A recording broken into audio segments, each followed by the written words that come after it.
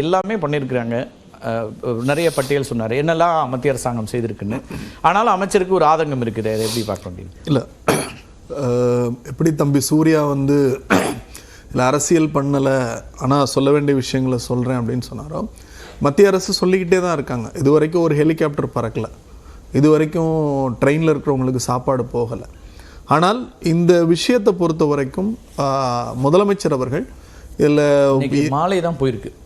Helicopter முதல்ல கொஞ்சம் சாப்பாடு போகுது. நம்ம இந்த நேற்று சாயங்காலத்திலிருந்து தவிச்சுக்கிட்டு இருக்காங்க. எப்போ முதலமைச்சர் வேண்டுகோள் விடுத்தார், எப்போ போனதுங்கிறதையும் நம்ம பதிவு பண்ண கடமைப்பட்டிருக்கோம். இல்லை, நான் அதில் ஒன்றும் முரண்படல. ஃபேக்சுவலாக சொல்லணும், கிட்டத்தட்ட வந்து 200 வருஷங்களுக்கு அப்புறம் காயல்பட்டினத்தில் 95 சென்டிமீட்டர் 95 சென்டிமீட்டர் மலைங்கிறது யாரும் எதிர்பார்க்காத உண்டு. 200 வருஷங்களுக்கு பிறகு 95 சென்டிமீட்டர், வெறும் 12 மணி நேரங்கள். அந்த ஒரு பெரிய அதோட கரெக்ஷன் சொல்ல 200 ஆண்டுகள் தான் நம்மகிட்ட டேட்டா இருக்கு. அதனால 200 ஆண்டுகளுக்கு பிறகுன்னு சொல்ல முடியாது. அது பாளையங்கோட்டை வந்து கிட்டத்தட்ட 1963 ஜனவரி மாசம் பெஞ்சது விட 15 சென்டிமீட்டர் மலை, ஏறக்குறைய 44.2 சென்டிமீட்டர் மலை யாருமே எதிர்பார்க்கல.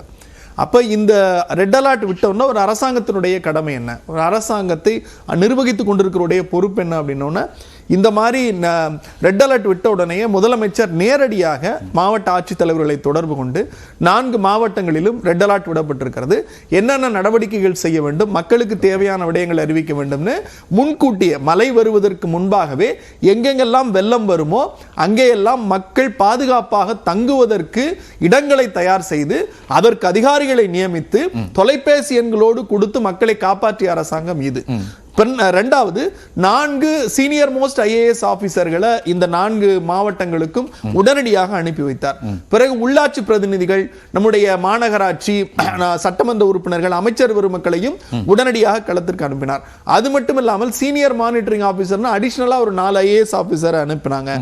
நம்ம மாநில பேரிடர் மீட்பு குழுல இருந்து ஏறக்குறைய ஒரு 180 வீரர்களை 6 செக்மெண்டா பிரிச்சு மாவட்டங்கள் முழுக்க அனுப்புனாங்க. அதை போலவே தேசிய பேரிடர் மீட்புல இருந்து ஒரு 50 வீரர்களை கேட்டு வாங்கி அவர்களையும் உடனே அனுப்பினோம். 2.18 லட்சம் மக்களுக்கு குறுந்தகவல் வாயிலாக நேரடியாக மாவட்ட நிர்வாகங்கள் தொடர்பு கொண்டு இந்தந்த பகுதிகளில் வெள்ள வரப்போகுது, ஆகவே நீங்கள் அங்கிருந்து அகற்று வாருங்கள் அப்படிங்கிற ஒரு விஷயத்தையும் நாம தொடர்ந்து சொல்லி மீனவர்களுக்கான எச்சரிக்கை, மீனவர்கள் எப்படி பயணிக்க கூடாது அப்படிங்கறது எல்லாத்தையும் சொன்னாலும் கூட இந்த பெருமலை நம்ம தூத்துக்குடியாக இருக்கட்டும், அல்லது காயல்பட்டினம் அந்த திருச்செந்தூர் பகுதிகளாக இருக்கட்டும், அல்லது பாளையங்கோட்டை எல்லாம் வந்து வறண்ட பூமின்னு சொன்ன இடத்துல பேருந்து நிலையம் முழுக்க ஒரு 6 அடி தண்ணி, ரயில்வே ஸ்டேஷன் முழுக்க ஒரு 6 அடி தண்ணிங்கிறத நினைச்சு கூட பார்க்க முடியல.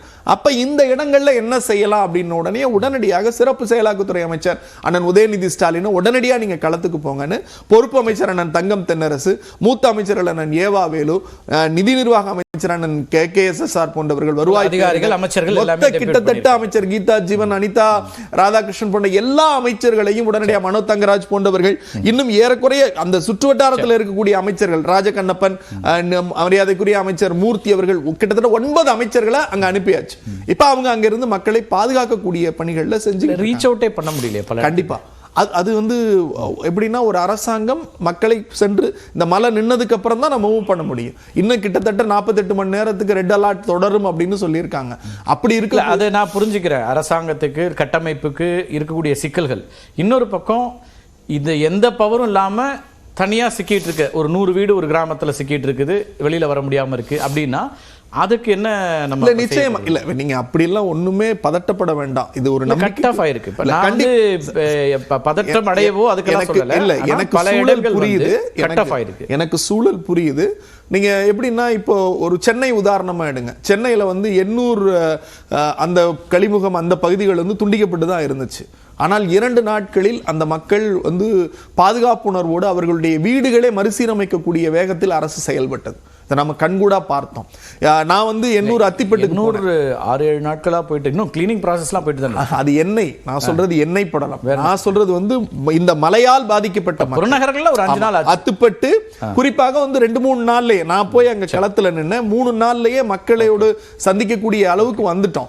இது ஒரு பேரிடர். இந்த பேரிடரை அரசாங்கம் ஒரு 4 மாவட்டத்துக்கு ஒரு 9 அமைச்சர்கள், கிட்டத்தட்ட ஒரு 16 IAS அதிகாரிகள், சீனியர் மோஸ்ட் IAS அதிகாரிகள், சிறப்பு செயலாளர் அமலாக்கத்துறை அமைச்சர் முதலமைச்சர் சார்பாகவே போயிருக்கக்கூடிய நிலை என்பது வந்து ஒரு அரசாங்கம் பொறுப்பை உணர்ந்து செயல்பட்டு கொண்டிருக்கிறது.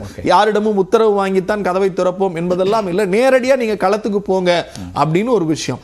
இது பேரிடர். இப்ப இவங்க எல்லாரும், இந்த அறிஞர் பெருமக்கள் அண்ணன் ரமணனா இருக்கட்டும், அவர் ஸ்ரீகாந்தா இருக்கட்டும், வெற்றியா இருக்கட்டும், இதுக்கு என்ன காலநிலை மாற்றத்திற்கான ஒரு சொல்யூஷன் என்ன அப்படின்னப்ப சூர்யா தம்பி சொன்னாரு, மெட்ராலஜிக்கல் டிபார்ட்மெண்டோட கான்ஃபரன்ஸ்லயே மோடி கலந்துகிட்டார் அப்படின்னார்.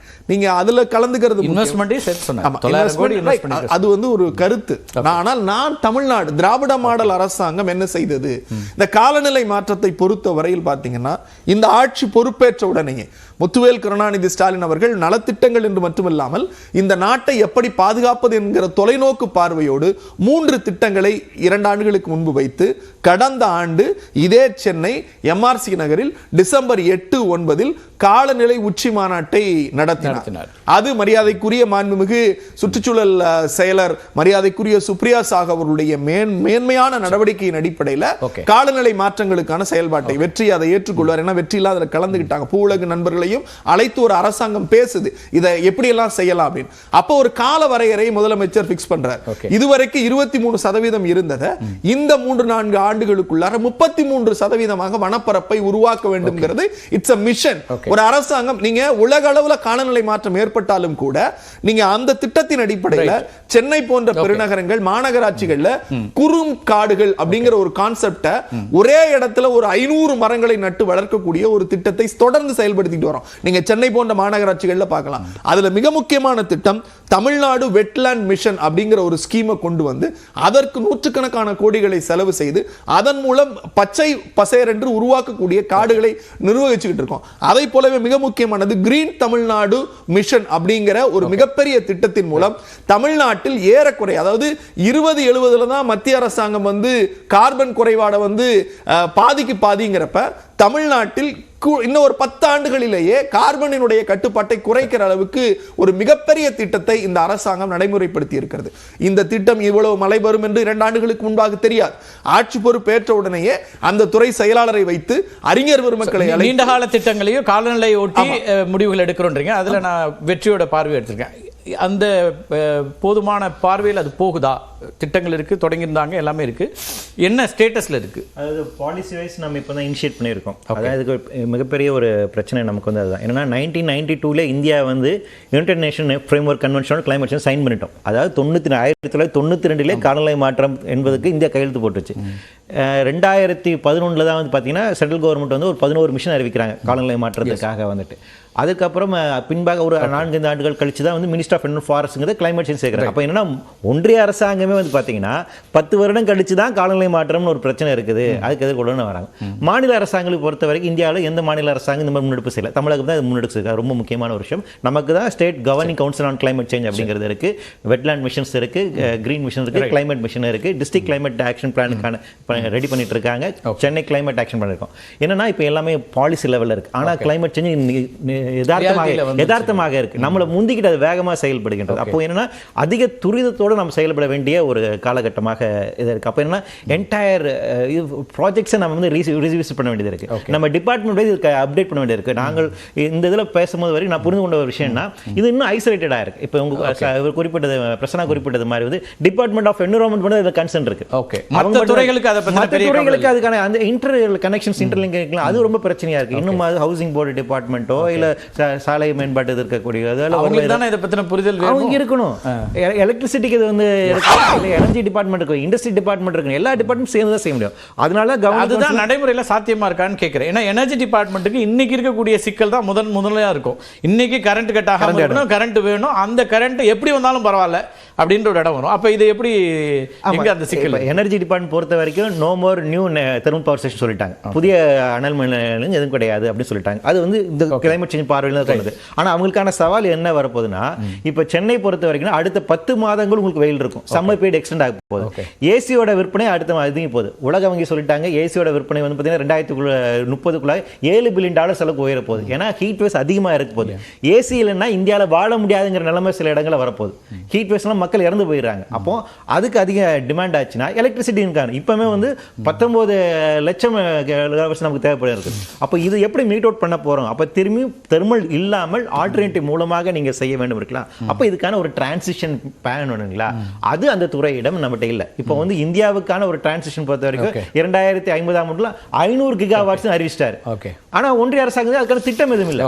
அப்ப அந்த ஒரு டிரான்சிஷன் வேணும். ஒரு நாள் நிச்சயமா சாத்தியம் முடியாது. ஒவ்வொரு துறைக்கும் இதுக்கான ஒரு டிரான்சிஷன் வேணும். இல்ல இப்ப நீங்க ஒரு பக்கம் growth politics பேசுறோம், வளர்ச்சி நகரமயமாதல் எல்லாம் இருக்கும்போது அதுக்கு எதிராக ஒரு விஷயத்தை நீங்க சொல்லும்போது அது எப்படி நடைமுறை சாத்தியமா இருக்கும்னு கேட்கிறேன். அது இல்ல உங்களை போன்ற ஆர்வலர்கள், சுற்றுச்சூழல் ஆர்வலர்கள் உலகம் முழுக்க அதை பேசிட்டே தான் இருக்கீங்க, சொல்றீங்க. அது இன்னொரு பக்கம் இந்த சிக்கல் இருக்கு இல்லையா? இல்ல இது நடைமுறை சாத்தியம் அப்படிங்கறத தாண்டி உங்களுக்கு சாய்ஸ் இல்ல. பிரச்சனை இதுதான். இப்போ எனக்கு மட்டும் ஆசையா என்ன, நீங்க எல்லாம் வந்து கரண்ட் என்ன கேட்டுறாங்கன்னா, நான் ஏன் இதை கேட்கறேன்னா உங்களை நோக்கி வரக்கூடிய விமர்சனங்கள் தான். ஏசி இன்னைக்கு நான் பயன்படுத்தினாதான் இந்த பிரச்சனை வருதா அப்படின்னு கேட்கக்கூடிய சமூக சிக்கல்ல இருந்து அந்த கேள்வி நான் முன்வைக்கிறேன். எப்படியும் கேள்விகள் வருது. உண்மைதான். என்னன்னா இந்தியா வந்து காலநிலை மாற்றத்துக்கு காரணம் கிடையாது. 3 தலைமுறையாக நாம ஃபாசில் ஃபியூல் எரிக்கவே இல்லை. நாம அத்தியாவசிய தேவைகளுக்காக தான் செய்யறோம். அமெரிக்கா போன்ற வளர்ந்த நாடுகள் இதுக்கான காரணம். அப்ப என்னன்னா இங்க ஃபைட்டை நம்ம என்ன பண்ணோம்னா கிளைமேட் சேஞ்ச் டாக்ஸ்ல வந்து பண்ணோம். கிளைமேட் சேஞ்ச் டாக்ஸ்ல வந்துட்டு வெளிநாடுகள்ல இருந்து நமக்கு தர வேண்டிய கிளைமேட் ஃபண்ட் கொடுங்க, டெக்னாலஜி டிரான்ஸ்ஃபர் கொடுங்கன்னு பேசுறேன். ஆனா அன்பார்ச்சுனேட் இன்னொரு விஷயம் என்னன்னா, கார்பன் டை ஆக்சைடு எமிட் பண்ணும்போது அது பாகிஸ்தான் கார்பன் டை ஆக்சைடு, இந்திய carbon di oxide, Tamil Nadu carbon தெரியாது. எதுவுமே மேல போனாலும் குளோபல் வார்மிங் இன்க்ரீஸ் பண்ணதான் செய்யும். அதான் பிரச்சனை இதுல அடிப்படை. ஓகே, அப்ப ஒரு சொசைட்டியா மனித சமூகம் மொத்தமா அதுல மாற வேண்டியிருக்கு. ரமணன், உங்க பார்வை காரணம் இல்லாத இதெல்லாம் ஒரு ரீசனா இருக்குதா? ஒட்டுமொத்த இந்த நம்மளுடைய காலநிலை அப்படிங்கிற மாற்றம்ங்கிறது கவலைக்குரிய ஒரு இடத்துல தான் வருதா? நீங்க எப்படி அப்சர்வ் பண்றீங்க? சந்தேகமே கிடையாது. ஏன்னா காலநிலை மாற்றம் என்பது ஏற்றுப்படக்கொள்ள வேண்டிய ஒரு உண்மை. இந்த வெப்பம் அதுக்கு இப்போ வந்து சென்னைன்னு எடுத்துக்கிட்டிங்கன்னா உயர்ந்தபட்ச வெப்பநிலைங்கிறது வந்து இன்றைக்கு ஒன்று பதிவு செஞ்சுருக்கோம்னா 30 வருஷத்துக்கு முன்னாடி பதிவு செய்தால் ஒரு 2 டிகிரி கம்மியாக தான் இருந்திருக்கும். ஓகே, அது நகரமயமாதல் தான் காரணம். ஓகே, அப்புறம் தொழிற்சாலைகள்லாம் அதிகமாக இருக்கனால சில வாயுக்கள் வந்திருக்கு, சிஎஃப்சின்னு சொல்லக்கூடிய வாயுக்கள்லாம், குளோரோஃப்ளோரோ கார்பன்ஸ்லாம், அதெல்லாம் கண்டிப்பாக காரணம். ஸோ அதற்காக நம்ம வந்து கண்டிப்பாக எவ்வாறு கட்டுப்படுத்த வேண்டும் என்பது பார்க்கணும். அதற்கான முயற்சிகள்லாம் உலகளாவிய முறையில் செய்யப்பட வேண்டும். அதுக்கெல்லாம் இப்போ வந்து காடுகள் அப்படின்னு சொல்கிறோம், காடுகள் வளர்க்குறது. எனக்கு அந்த கார்பனை இந்த வெதர்ல சேஞ்சஸ் வந்திருக்குன்றீங்க. ஒரு வெப்பநிலையோ அல்லது மழை அளவோ அல்லது குளிரோ எக்ஸ்ட்ரீம் லெவல்ல நோக்கி போயிட்டு இருக்கு, அல்லது ஏற்கனவே இருந்த 30 ஆண்டுகள் 40 ஆண்டுகளுக்கு முன்னாடி இருந்ததை விட இப்ப மாறி இருக்கு அப்படிங்கிற ஒரு இடத்துல இப்போ ஒரு புயல் உருவாக வேண்டும் என்றால் கடலினுடைய வெப்பம் 26.5 டிகிரி சென்டிகிரேடு மேலே இருந்தால் தான் வரும். ஓகே, கடலுடைய வெப்பம் 29-30 சர்வசாதாரணமாக இருக்கு. ஸோ அதனால இது வலிமை மிகுந்த புயல்களாக உருவாகுது. அப்ப காலநிலை மாற்றத்தை நம்ம இங்கேயே ரியலைஸ் பண்ண முடியுது. வெப்பநிலை கூடுறது அப்படின்னாலே அது இன்னும் பெரிய அளவுக்கு அல்லது பேரிடர்களை உருவாக்கக்கூடிய மாறுது அப்படின்னு ஸ்ரீகாந்த்.